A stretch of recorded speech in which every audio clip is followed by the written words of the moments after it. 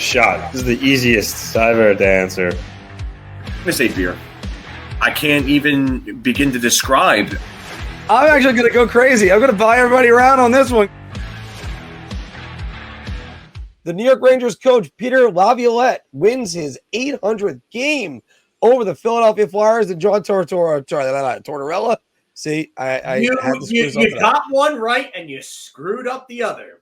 But he does have 744 wins. He is in second place. Phil, Laviolette is the best American-born head coach, bar none. Get the gift.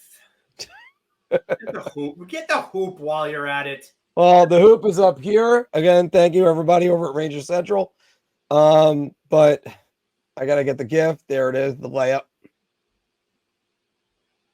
There it is. Yeah, the layup and the hoop. Yeah, it's no offense to John Tortorella, who's right there, but Peter Laviolette's the guy. He's one of a rare few coaches to go to the Stanley Cup Finals with 3 different teams and win at least one Stanley Cup. Scotty Bowman is one of the others. Mm-hmm. I'm not sure if there are any others beyond that. Mike Keenan. Oh, yeah, Keenan. Rangers, Blackhawks, and Flyers. Yeah. Yeah, 87 and 85, 92, and then 94. You're right. Yeah, so, I mean, he's in very rare air, and he's up there in the all-time wins list. So, yeah, for me, Peter Laviolette's the guy. He's been the most successful guy. And he's the one that lasts longer at lots of stops because he doesn't go to that yelling stuff that gets you canned quicker because players tune you out after a while. For me, Laviolette is the guy that has a better system. He's shown the ability to adapt with the times. I mean, he's done very well for himself. And the players love him.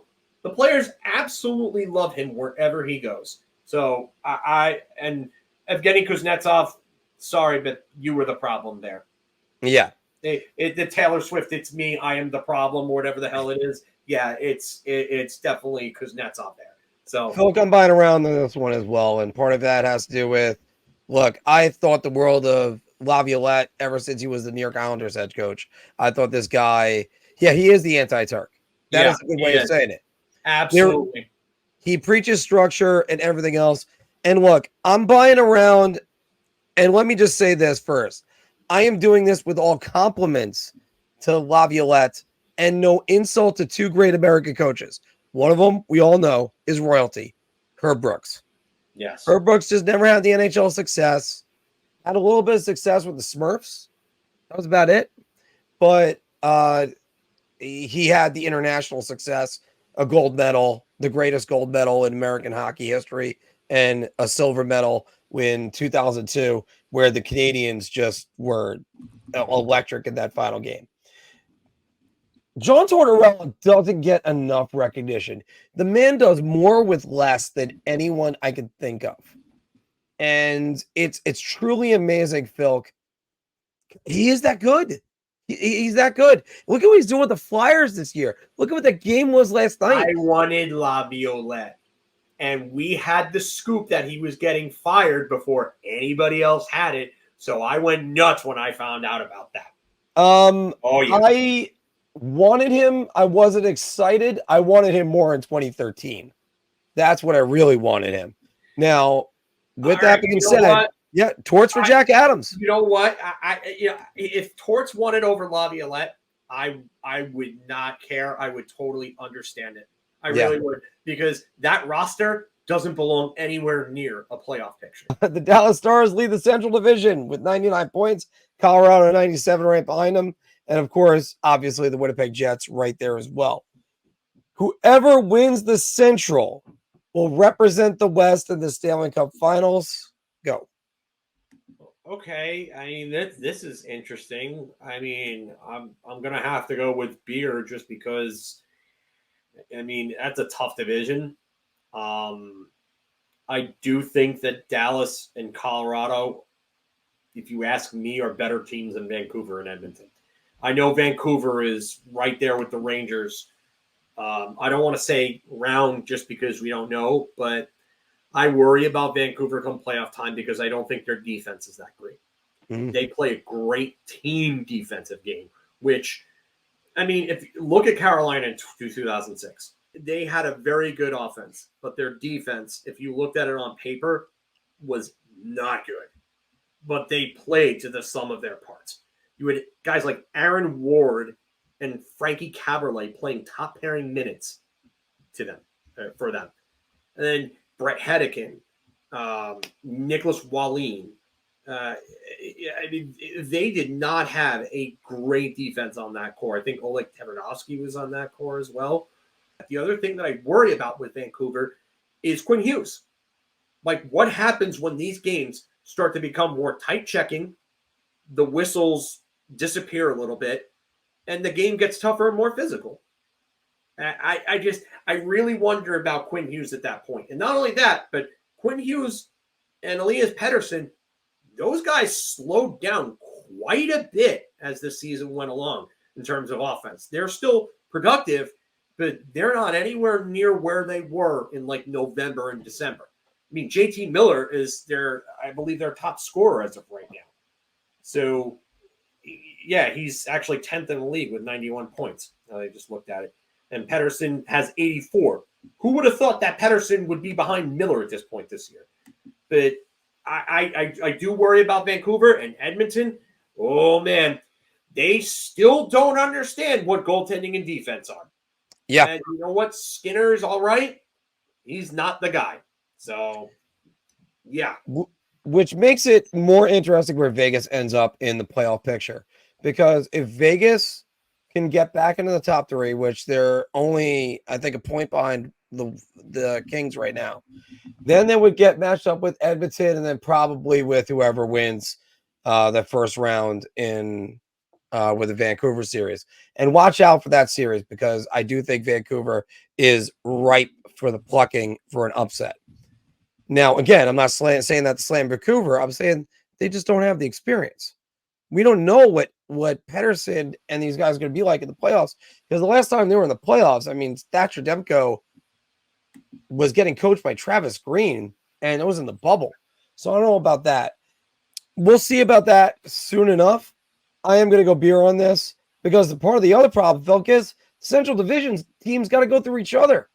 There's a very good chance they might wear themselves out. It sort of happened the last time Winnipeg made the conference finals against the Vegas Golden Knights, and they were just done by the time they got to the Golden Knights.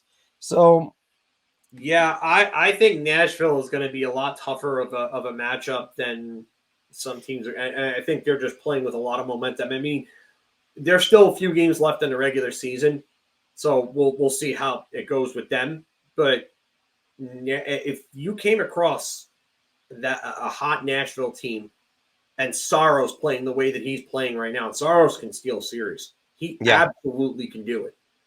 I don't think that's a team that Colorado or Vancouver or anyone, Dallas, whatever the case may be. I don't think anybody wants to see them in a 7-game series right now because even though I think they could beat those guys, even though they think they would beat Nashville, I think Nashville would take them to 7, and it would be an absolute bloodbath. Phil, by the way, one guy you mentioned just a minute ago, the Edmonton Oilers and his team, Connor McDavid, 119 points. Connor McDavid is an MVP finalist yet again. I'm going to have to buy around on this. I don't think it's a layup, but I'm going to have to buy around because a lot of Edmonton's resurgence after their terrible start earlier on in the year comes down to McDavid getting healthy and then McDavid getting his old friend and junior coach from Erie, Chris Knobloch, former New York Ranger assistant, in to coach the team. And McDavid actually has a chance, and he probably will do it because Connor McDavid racks up apples like he's Stu Leonard's. And I think he's going to get 100 assists. He will be the 4th player in NHL history to record 100 assists in a season. And the other 3, 2 of them are fairly obvious. The other one is Bobby Orr. And unless you're really a huge hockey fan, you may not know that. But Bobby Orr is one of the 3 players that has racked up 100 assists in a season. Adam Oates has come close. Pat LaFontaine has come close. They've both missed it. But if Connor McDavid gets 100 assists again, and this team is in a playoff spot where they're one of the 2 playoff teams and not a wild card team, you really have to look at McDavid and say to yourself, wow, like where would this Oilers team be without McDavid? Because Draisaitl is not having a great year, and Connor McDavid has turned Zach Hyman into a 50-goal scorer. Look, here's the hard part I have. I said in the A block, to me, Artemi Panarin is the MVP. Also, by the way, I still go back to, if there's anybody I say is the MVP, it's Nate McKinnon. And that's another guy. And you brought up the points about Kucherov. Okay. So who am I throwing out of those 3? I want to say it's McDavid. And McDavid might be the guy you end up throwing out. And the problem is, it's because of what McDavid's done. And you said it best just now. Draisaitl's not having a great year this year. So it's not the McDavid and Draisaitl show. This is more like the McDavid show. And Draisaitl is like that supporting character that gets the with or the and in there, like at the end of a casting listing. I hate to say it, but I would have to toss McKinnon. And really, I know that they're talking about, Gabe Landeskog is not there, but they have 3 other point per game players right behind McKinnon. Rantanen is going to score 100 points. Makar is probably going to score 85 to 90 points. Nichushkin, who has missed time, has 50 points in 48 games. They're getting something out of Jonathan Drouin now, who looked like his career was completely lost. And yeah, I get it, but this Colorado team has weapons. And I personally would throw McKinnon out of it. He would be my 4. I would throw Panarin there, but I know that they're going to throw Panarin there because McKinnon is a guy that plays first-line minutes for Colorado. Panarin is playing on quote-unquote a second line in New York. And McKinnon has quite a few more points. He has 21 more points than Panarin. And the Rangers are a first-place team. So that's what I think it's going to come down to. But for me, I would have to say that McDavid and Kucherov are the 2 guys that I would put right at the very top, and then I would probably have Panarin at 3 for the Hart. Look, and again, when my criticism of Kucherov comes out, it's that the team has not done very well. You can't. There's 2 things I never get when you're the most valuable player on a team that's barely scraping into the playoffs, or it's that you really got to get them to climb on your back and do it. Tampa Bay has 668 total point seasons scored by players, including an assist from Andrei Vasilevsky. Nikita Kucherov has 123 of those. Yeah, that's a crazy stat. That's insane. Yeah, that's a crazy stat. That's insane. And I don't understand how anyone can devalue that type of season. I mean, he could score 135, 140 points if he somehow gets hot. Well, by the way, this is why most valuable player is always the most subjective, because it's most valuable not only to his team and in the league perspective. So this is why there should always be an argument. There should never not be an argument for most valuable player. And when people want to say it should be most outstanding player or something else like that, or most productive player. That's why there's a Pearson and a Hart. But McKinnon, Colorado has 735 total points, and McKinnon has scored 123 of those. Where would this team be without Nate McKinnon? And also, let's look over to how many crucial goals. Now, this is the other thing. We got to break it down. How many crucial goals did Artemi Panarin score for the New York Rangers? How many times have the Rangers been down 1-0? Panarin ties it. How many times have they been down 2-1? He's tied it. How many times has it been 2-2? He had a assist that got the lead. He had 3 points last night. Listen, I get it, and I agree, and I would love to see Panarin win the Hart. I don't think it's happening, and I think it's going to. I think it's going to be Kucherov. I think it's going to end up being McKinnon. I think, and that's because I think everybody wants to give it to McKinnon, myself included, because I think the eye test shows he has earned it this year. And again, it's nothing against Kucherov. He's already got one. That's the thing. It's just, you know what? This is McKinnon's year. And the best part is about those two, they're letting their play do the talking. Both of them on the ice. It's like anything you can do, I can do better. Same amount of points, but Kucherov has played 2 less games than McKinnon. So that's really like that's one of the other big things is that, I mean, we'll see what happens with the games at hand and the scoring trophy and everything like that. But, I mean, Tampa has scored 668 points, and Kucherov has 123 of those. Panarin has 102 of the Rangers' 665.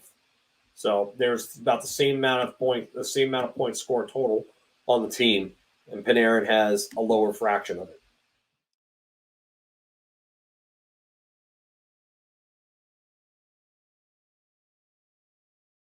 Your ideas are intriguing to me, and I wish to subscribe to your newsletter.